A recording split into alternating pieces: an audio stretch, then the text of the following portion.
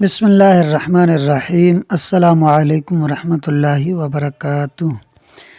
آج کے سبق میں ہم متعلقات نصوص کے بارے میں پڑھیں گے۔ سب سے پہلے متعلقات نصوص کا مطلب سمجھ لیں۔ نصوص جمع ہے نص کی، اور نص سے مراد قرآن کی آیات اور احادیث مبارکہ ہیں۔ یوں ہی متعلقات جمع ہے متعلق کی، اور متعلق سے مراد وہ حکم یا معنی ہے جو نص یعنی قرآن کی آیات یا احادیث مبارکہ سے ثابت ہو۔ ویسے تو نص اور اس کے مفہوم کا تعلق ہماری عام گفتگو سے بھی ہوتا ہے، مگر ہم چونکہ ابھی فقہ کے اصول پڑھ رہے ہیں، اس لیے ہم نے نص اور اس کے متعلق کے مفہوم کو قرآن و حدیث تک ہی محدود کر رکھا ہے۔ متعلقات نصوص کا لفظی مطلب تو آپ جان چکے، اب ہم کتاب کی روشنی میں جانتے ہیں کہ متعلقات نصوص سے کیا مراد ہے۔ تو صاحب کتاب فرماتے ہیں کہ متعلقات نصوص سے ان کی مراد عبارت النص، اشارت النص، دلالت النص اور اقتضاء النص ہے۔ آج کی ویڈیو میں ہم عبارت النص اور اشارت النص کے بارے میں جانیں گے۔ عبارت النص کا لفظی مطلب ہے نص کا معنی، نص کا مفہوم، جبکہ پوری تعریف یوں ہے کہ عبارت النص وہ شرعی حکم ہے جو نص یعنی قرآن کی آیت یا حدیث رسول سے اس طرح ثابت ہو کہ قرآن کی آیت یا حدیث رسول لائی ہی اس لیے گئی ہو کہ اس سے اس شرعی حکم کو ثابت کیا جائے، بیان کیا جائے۔ اور اشارت النص، اس کا لفظی معنی ہے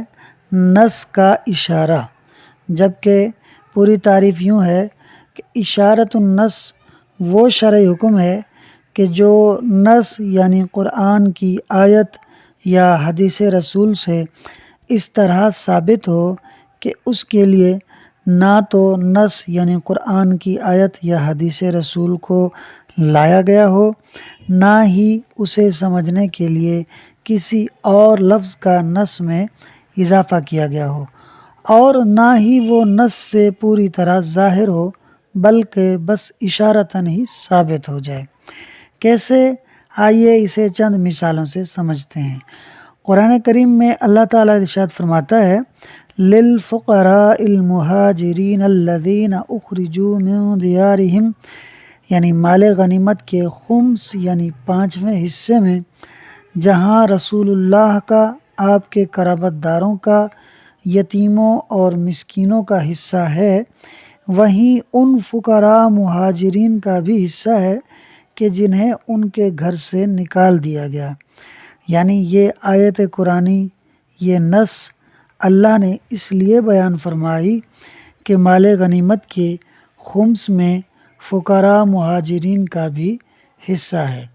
تو فقراء مہاجرین کا خمس میں حصہ ہے، یہ وہ شرعی حکم یعنی عبارت النص ہے جو اس نص قرآنی یعنی آیت للفقراء المہاجرین سے ثابت ہے، اور یہ آیت لائی بھی فقراء مہاجرین کے حصے کو بیان کرنے کے لیے ہے، اور اس آیت سے مہاجرین کا فقیر ہونا کسی لفظ کے اضافے کے بغیر نص میں موجود فقراء کے لفظ سے سمجھ میں آ رہا ہے۔ حالانکہ اس آیت کا مقصد مہاجرین کا فقیر ہونا ثابت کرنا نہیں ہے، بلکہ مال غنیمت میں ان کے حصے کو ثابت کرنا ہے۔ لہٰذا اس آیت قرآنی یعنی نص سے مہاجرین کا فقیر ہونا اشارت النص کے طور پر ثابت ہے، یعنی نص اس کی طرف اشارہ کر رہی ہے، اور مہاجرین کے فقیر ہونے کے لیے یہ بات لازم و ضروری ہے کہ ان کے گزشتہ مال جو ہجرت سے پہلے ان کی ملکیت میں تھے، اور ہجرت کرنے کے بعد وہ مال کافروں کے قبضے میں جانے کی وجہ سے ان مہاجرین کی ملک سے نکل کر کفار کی ملکیت بن چکے۔ جب ہی تو یہ مہاجرین فقراء کہے گئے ہیں قرآن کی آیت میں۔ اگر وہ مال ان کی ملکیت پر ہی باقی ہوتے تو پھر قرآن ان کو فقراء نہ کہتا، بلکہ فقط مہاجرین کہتا، یا غنی مہاجرین کہتا، لیکن ہم دیکھتے ہیں کہ جب قرآن نے انہیں فقراء مہاجرین کہا تو پتہ چلا کہ ان کا جو مال کافروں کے قبضے میں چلا گیا تھا اس کے مالک اب کافر بن چکے، کیونکہ اسلام کے اندر کوئی مال ایسا نہیں ہوتا جس کا کوئی مالک نہ ہو، یعنی بغیر ملکیت کے مال نہیں ہوتا۔ اب جب کہ آپ یہ بات سمجھ چکے کہ وہ مال کافروں کے ملک میں جا چکا ہے، کہ مہاجرین کے مال پر کفار کے قبضے کی وجہ سے وہ مال مہاجرین کی ملکیت سے نکل کر کفار کی ملکیت میں جا چکا ہے اور مہاجرین فقیر ہو گئے ہیں، تو اس مسئلے پر چند اور مسائل نکلتے ہیں جو کہ یہ ہیں۔ نمبر 1،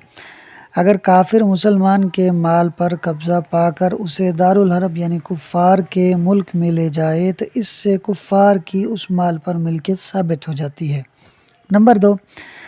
اگر ان کفار سے کوئی تاجر وہ مال خرید لے تو تاجر کی ملکیت بھی اس مال میں خریدنے سے ثابت ہو جاتی ہے،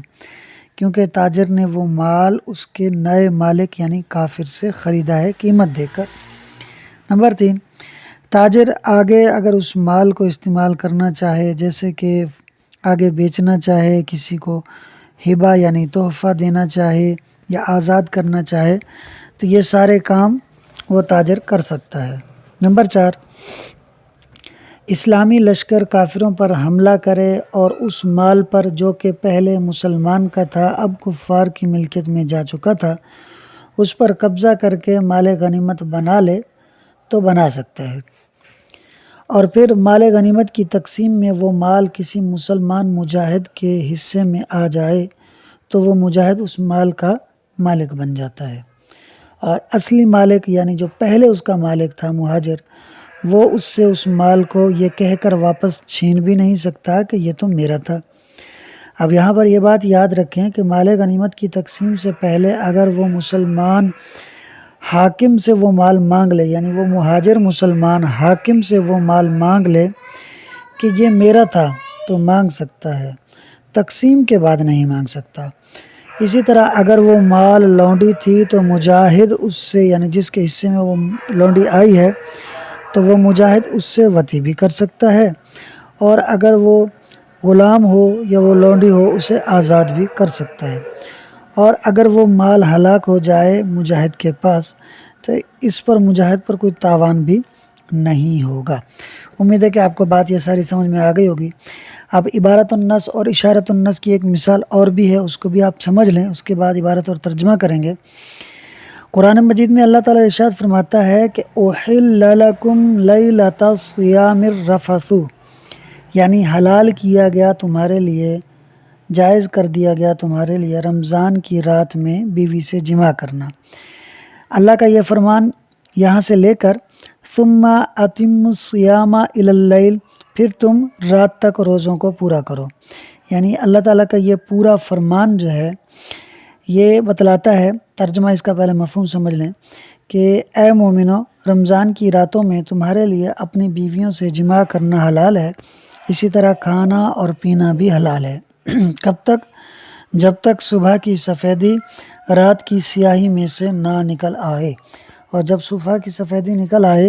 تو اب روزہ رکھ لو اور اس روزے کو غروب آفتاب تک پورا کرو، یعنی رات کے شروع ہونے تک پورا کرو۔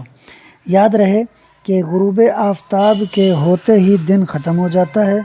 یعنی سورج کے غروب ہوتے ہی دن ختم ہو جاتا ہے اور رات شروع ہو جاتی ہے، اسی لیے ہم روزہ بھی غروب آفتاب تک رکھتے ہیں، اور پھر جو ہی دن غروب ہوتا ہے ہم روزہ افطار کر لیتے ہیں۔ تو اللہ تعالیٰ فرماتا ہے کہ رات کے آخری حصے تک جب تک کہ صبح کی سفیدی نہ آ جائے تب تک تمہارے لیے کھانا پینا اور جماع کرنا حلال ہے، اور پھر جب صبح کی سفیدی پھوٹ آئے تو اب کھانے پینے اور جماع سے رک جاؤ اور روزے کی نیت کر لو، روزہ رکھ لو، اور روزے کو پھر مغرب تک لے جاؤ یعنی پورا کرو۔ تو یہ آیت کریمہ اس بات کو بیان کرنے کے لیے لائی گئی ہے کہ مسلمانوں کے لیے رمضان کی راتوں میں اپنی بیوی سے جماع کرنا اور کھانا پینا حلال ہے، رات کے آخری حصے تک صبح کی سفیدی شروع ہونے سے پہلے پہلے تو کھانا پینا اور جماع کرنا یہ عبارت النص ہے، یعنی وہ شرعی حکم ہے جسے بیان کرنے کے لیے یہ آیت اللہ تعالیٰ نے بیان فرمائی ہے۔ اور اشارتاً اس آیت سے یہ بھی معلوم ہوا کہ جنابت یعنی بے غسل ہونا، یعنی جماع کرنے کی وجہ سے ناپاک ہو جانا، یہ روزے کے منافی نہیں ہے۔ اس کا مطلب یہ ہے کہ اگر بندے پر غسل فرض ہو تب بھی بندہ روزہ رکھ سکتا ہے، اس کے لیے روزہ رکھنا جائز ہے۔ روزہ رکھنے کے لیے غسل کرنا شرط نہیں ہے کہ جب تک غسل نہیں کرے گا روزہ نہیں ہوگا۔ اچھا، یہ کہ جنابت روزے کے منافی نہیں، یہ حکم چونکہ اس آیت احل لکم سے ثابت ہے، حالانکہ نہ تو اس آیت کا یعنی اس نص کا جو مقصد ہے وہ اس حکم کو بیان کرنا ہی نہیں تھا کہ جنابت روزے کے منافی نہیں ہے، اور نہ ہی اس حکم کو سمجھنے کے لیے الگ سے نص یعنی آیت میں کسی لفظ کا اضافہ کیا گیا، اور نہ ہی یہ حکم اس آیت سے پوری طرح ظاہر ہو رہا ہے، لہٰذا یہ حکم اس آیت سے اشارۃ النص کے طور پر ثابت ہے، یعنی یہ نص، یہ آیت اس حکم کو اشارتاً بیان کر رہی ہے۔ اب آپ کے ذہن میں سوال آ رہا ہوگا کہ یہ اشارتاً کیسے سمجھ میں آ رہا ہے، ہمیں تو سمجھ میں نہیں آ رہا، آپ کیسے کہہ سکتے ہیں؟ تو اس کا جواب یہ ہے کہ جب اللہ تعالیٰ نے جماع کو اور کھانے پینے کو رات کے آخری جز تک یعنی اس وقت تک حلال قرار دیا ہے کہ اس جز کے بعد صبح ہی کا آغاز ہونا ہے، تو اگر ایسے وقت میں اب اگر کسی نے جماع کر لیا اپنی بیوی سے تو رات کے اختتام اور صبح کے آغاز کے درمیان کوئی ایسا وقت نہیں ہے کہ جس میں وہ خود کو پاک کر سکے، تو لا محالہ یہی ہوگا کہ جب وہ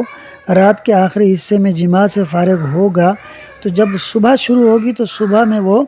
بے غسل ہی ہوگا، اس کے اوپر جنابت کی ناپاکی ہوگی۔ اگر یہ جنابت کی ناپاکی روزے کے منافی ہوتی، یعنی جو بندہ جنبی ہے وہ روزہ نہیں رکھ سکتا، اگر یہ بات ہوتی تو پھر اللہ تعالیٰ رات کے آخری حصے تک جماع کے حلال ہونے کا حکم نہ دیتا، بلکہ کچھ نہ کچھ حصہ اس سے پہلے ہی منع کر دیا جاتا۔ مثال کے طور پر اگر رات کا اختتام ہو رہا ہے رات میں 4:30 بجے، تو حکم یہ آتا کہ 3:30 بجے تک کھانا پینا اور جماع کرنا جائز ہے، تاکہ اگر کسی نے 3:30 بجے تک جماع کیا تو اس کے بعد اس کو 1 گھنٹہ مل جائے، اور اس 1 گھنٹے میں صبح بھی نہیں ہے تو اس میں وہ اپنا طہارت کر کے فارغ ہو جائے اور پھر طہارت کی حالت میں روزہ رکھے۔ لیکن ہم دیکھتے ہیں کہ ایسا کوئی حکم نہیں ہے، بلکہ رات کے آخری حصے تک اجازت دی گئی ہے کہ آپ جماع کر سکتے ہیں۔ تو اس کا مطلب یہ ہوا کہ اگر کسی نے رات کے آخری حصے میں جماع کیا اور رات ختم ہو گئی اور وہ بے غسل ہے تو اب اگلا دن تو روزے کا ہے، اس نے روزہ رکھنا ہی ہے، اور وہ روزہ ناپاکی کی حالت میں رکھے گا۔ تو یوں اس آیت سے ثابت ہوا۔ اچھا، اب آخری جو یعنی وہ جملہ کہ جو ہمیں بتا دے کہ واقعتاً یہ نص کے اشارے سے ثابت ہو رہا ہے، وہ یہ ہے کہ رات کے آخری حصے تک جماع کی اجازت دینا یہ اشارہ ہے اس بات کی طرف کہ اگر کسی نے اس وقت میں جماع کر لیا تو بے غسل ہونے کی حالت میں بھی وہ روزہ رکھ سکتا ہے، اس طور پر یہ ثابت ہے۔ امید ہے کہ آپ کو یہ سمجھ میں آ گیا ہوگا۔ اب جب کہ آپ یہ سمجھ چکے کہ جنابت یعنی ناپاکی روزے کے منافی نہیں ہے، بلکہ بندہ ناپاکی کی حالت میں بھی روزہ رکھ سکتا ہے، تو اس کے اوپر چند مسائل کو بھی آپ جان لیجئے۔ نمبر 1، روزے کی حالت میں کلی کرنا اور ناک میں پانی ڈالنا روزے کو نہیں توڑتا۔ کیوں؟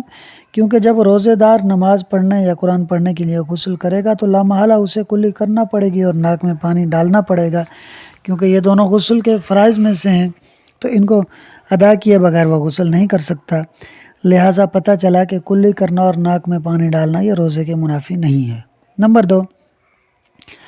روزے کی حالت میں بوقت ضرورت کھانے کو چکھنے سے روزہ نہیں ٹوٹے گا جب کہ وہ کھانا حلق سے نیچے نہ اترے، اور اس کی وجہ یہ ہے کہ جب کلی کرنے میں روزے دار یعنی جب روزے دار غسل کرے اور اس کے اندر کلی کرے تو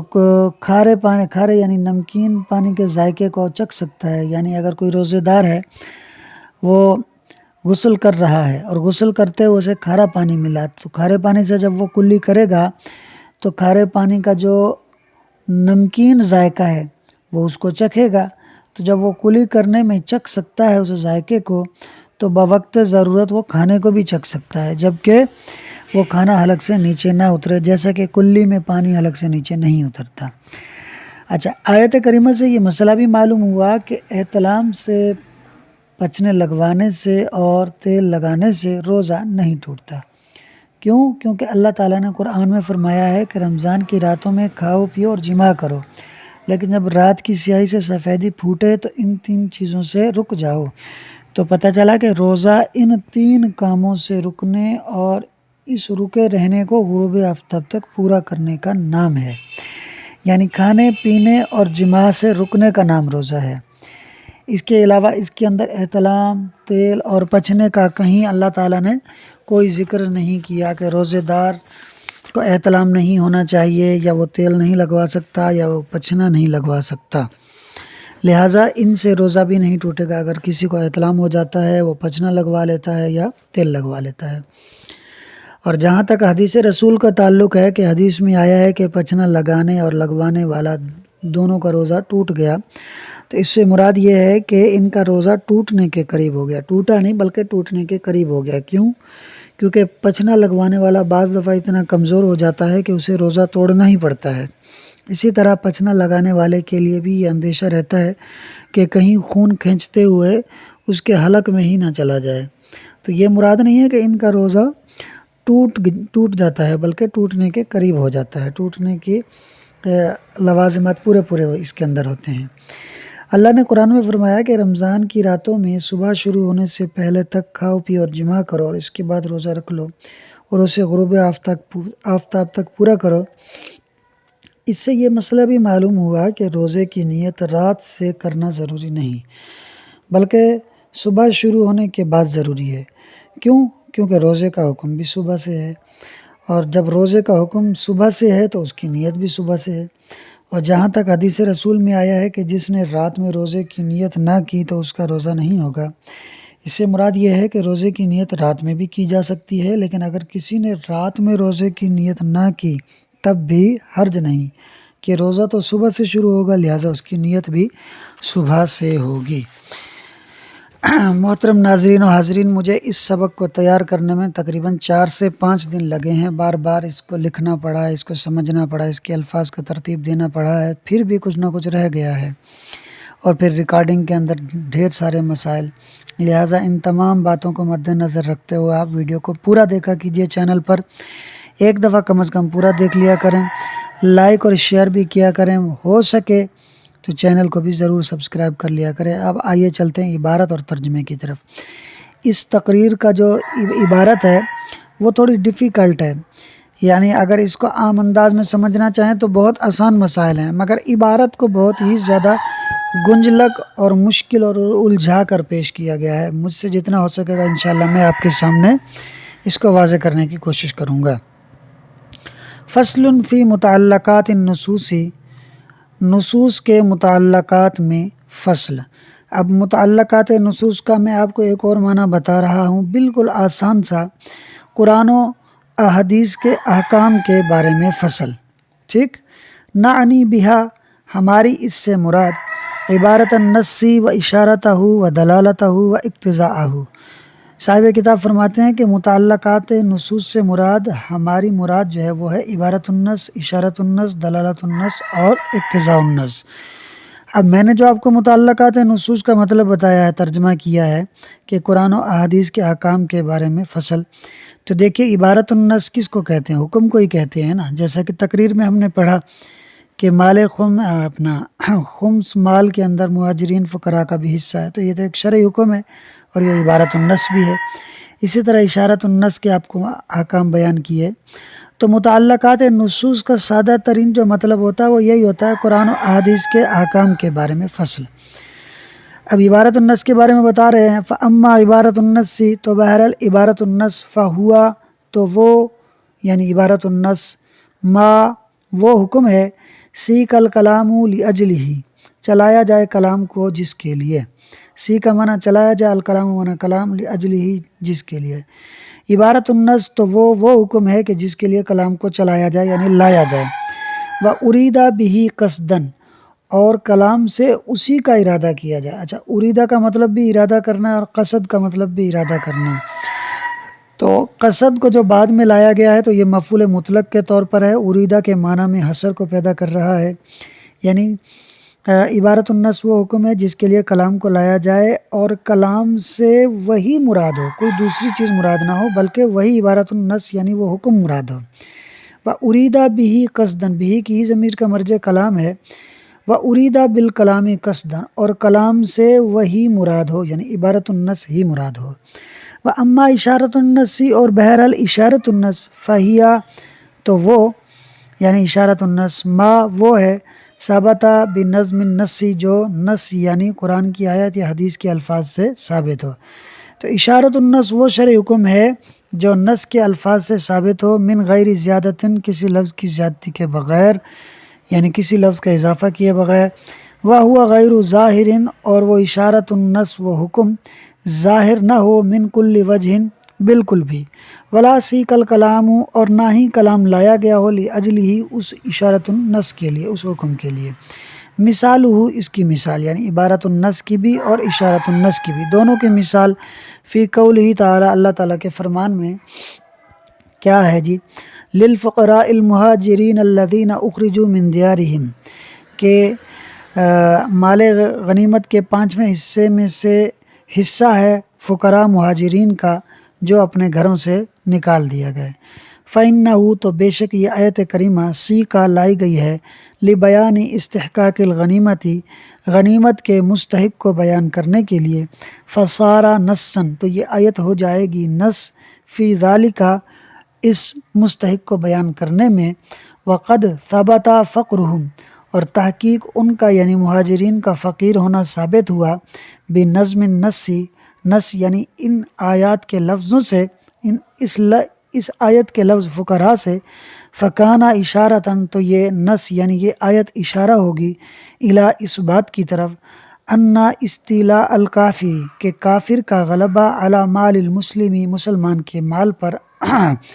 سبب، یہ سبب ہے، لثبوت الملک للکافری، کافر کے لیے ملکیت کے ثبوت کا، یعنی یہ آیت کریمہ اشارہ ہے اس بات کی طرف کہ کافر کا مسلمان کے مال پر غلبہ کافر کے لیے ملکیت کے ثابت ہونے کا سبب ہے۔ کیوں بھائی؟ اذ لو کانت الاموال، کیونکہ وہ مال جو مسلمانوں کے تھے، باقیتاً علی ملکہم، باقی رہیں ان کی ملکیت پر، یعنی مہاجرین مسلمان کی ملکیت پر باقی رہیں، لا یثبت فقرہم، تو پھر ان کا فقیر ہونا ثابت نہیں ہوگا۔ وَيُخَرَّجُ مِنْهُ الْحُكْمُ، اور تخریج کی جائے گی اس سے، کس سے؟ کہ کافر مسلمان کے مال پر غلبہ پالے تو اس کی ملکیت ثابت ہو جاتی ہے، اس سے تخریج کی جائے گی کس چیز کی؟ الحکم فی مسئلۃ الاستیلائی، غلبے کے مسئلے میں حکم کی۔ کیا وہی یعنی دوبارہ اسی مسئلے کو بیان کر رہے ہیں کہ مسلمان کے مال پر کافر کا غلبہ ہو جائے تو یہ حکم نکالا جائے گا کہ اس کی ملکیت ثابت ہو گئی کافر کی۔ وحکم ثبوت الملک للتاجری، اور تخریج کی جائے گی، حکم نکالا جائے گا تاجر کے لیے ملکیت کے ثابت ہونے کا، کب؟ بالشراء منہم، ان سے یعنی کافروں سے اس مال کو خریدنے کے ساتھ، اور وتصرفاتہ من البیع والہبۃ والاعتاق، اور اس کے یعنی تاجر کے تصرفات کا حکم نکلے گا۔ کیا مطلب؟ یہاں پر من بیانیہ ہے، یعنی اس مال کو آگے بیچنے کا، اس کو آگے تحفہ دینے کا اور اسے آزاد کرنے کا حکم نکالا جائے گا۔ وحکم ثبوت الاستغنامی، اور اچھا اس سے پہلے جتنی بھی یہ باتیں بیان ہوئی ہیں، کافر کا غلبہ جو ہے وہ ثابت ہو گیا تو اس کی ملکیت ثابت ہو جائے گی، پھر وہ آگے بیچیں، تاجر خریدے تو تاجر کی ملکیت بھی ثابت ہو جائے گی، تاجر آگے بیچنا چاہے، ہبہ کرنا چاہے، آزاد کرنا چاہے تو یہ سب کام کر سکتا ہے۔ یہ سارے مسائل نکلے اسی اصول پر کہ کافر کا مسلمان کے مال پر قبضہ یہ سبب ہوتا ہے کافر کی ملکیت کا، اس اصول پر یہ تمام مسائل نکلے ہیں۔ مزید آگے بتا رہے ہیں جی، وحکم ثبوت الاستغنامی،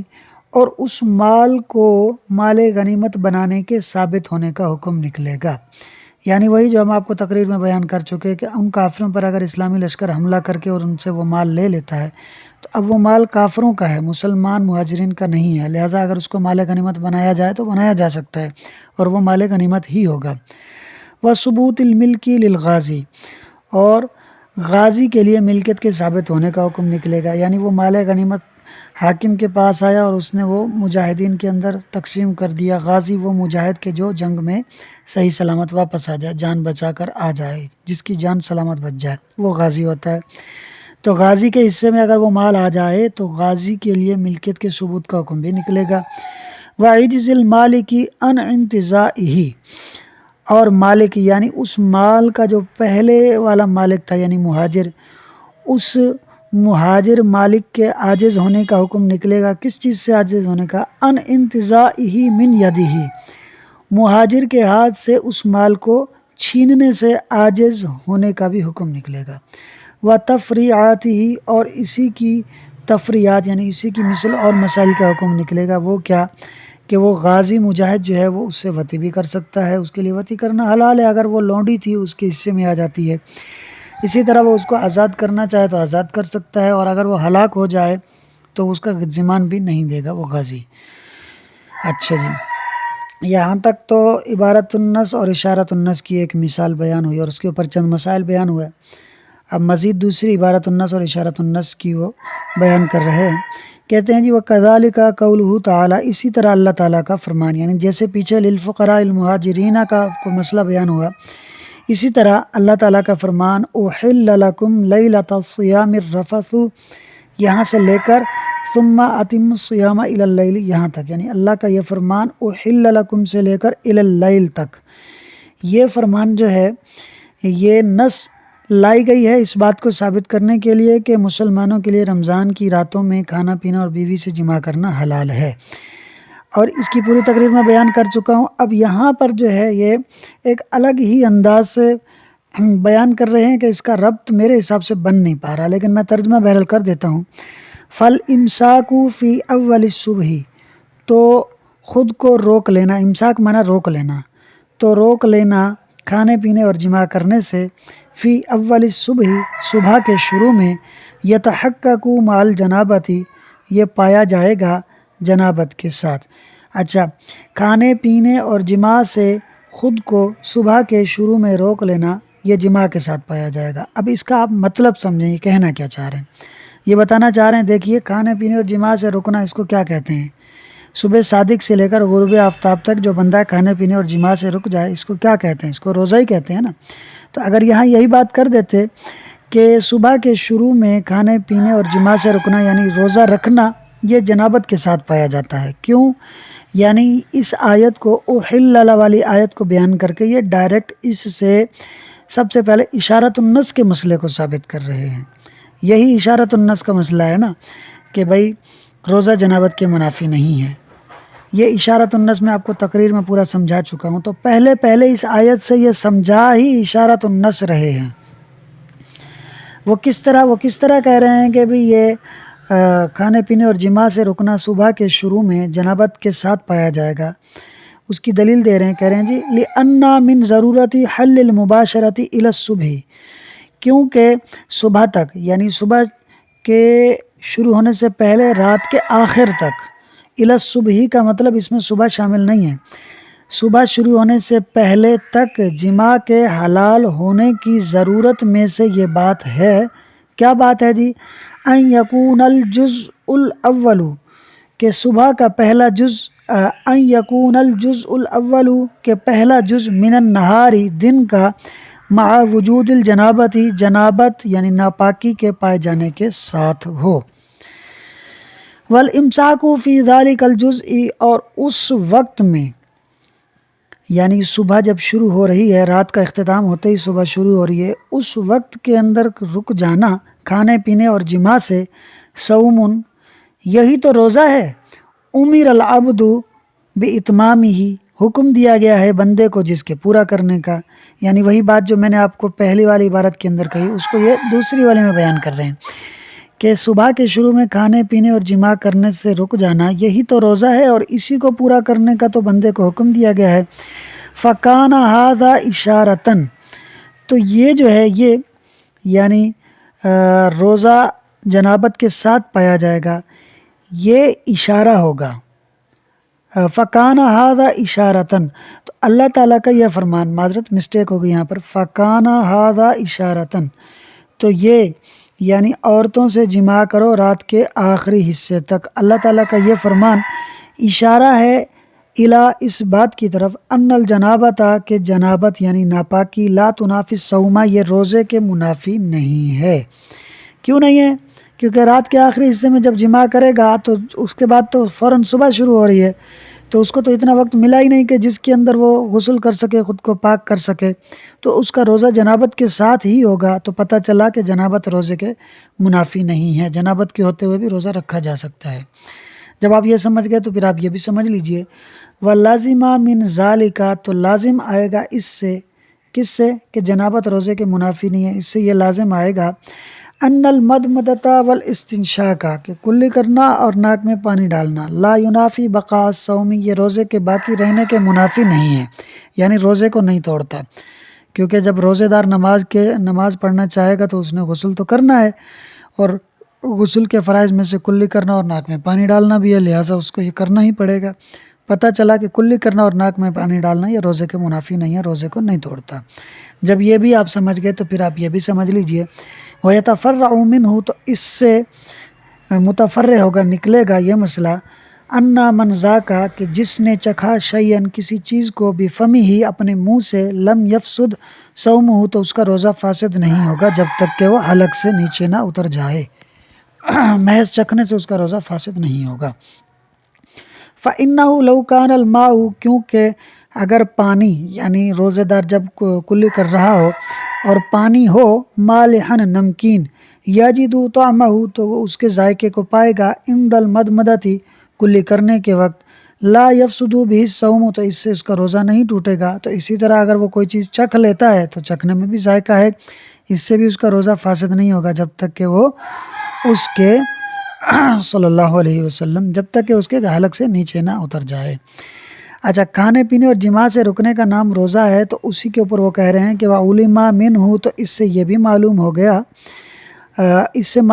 حکم الاحتلامی والاحتجامی والادہانی احتلام کے ہونے کا حکم، پچنا لگوانے کا حکم اور تیل لگانے کا حکم، یعنی ان تین چیزوں سے روزہ نہیں ٹوٹتا، کیونکہ ان تین چیزوں سے رکنے کا نام روزہ ہے بھی نہیں۔ اچھا، یہ اپنی ایک دلیل بیان کر رہے ہیں، یہ وہ عبارتیں ہیں کہ جو میں نے آپ کو بتایا تھا، انہوں نے مشکل کر کے گنجلک کر کے الجھا کر بیان کی ہوئی ہیں، حالانکہ ان کے مطالب اور معانی میں آپ کو تقریر میں واضح کر چکا ہوں۔ یہ اس کی دلیل دے رہے ہیں کہ احتلام سے، پچنے سے اور تیل لگوانے سے روزہ نہیں ٹوٹتا۔ اس کی دلیل کس طرح دے رہے ہیں؟ کہہ رہے ہیں جی لِأَنَّ الْكِتَابَ کیونکہ کتاب نے یعنی قرآن کریم نے لما سمى الامساک جب نام رکھا ہے روکنے کو، امساک معنی روکنا، جب نام رکھا ہے روکنے کا،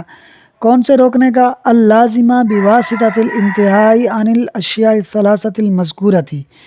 فی اول الصبح صوما۔ دیکھیں کتنی مشکل عبارت انہوں نے دی ہے، اب میں تھوڑا سا مجھے ٹائم لگے گا اس کو آپ کو سمجھانے میں۔ کہتے ہیں جی جب کتاب نے نام رکھا ہے صبح کے شروع میں ذکر کردہ تین چیزوں کے رک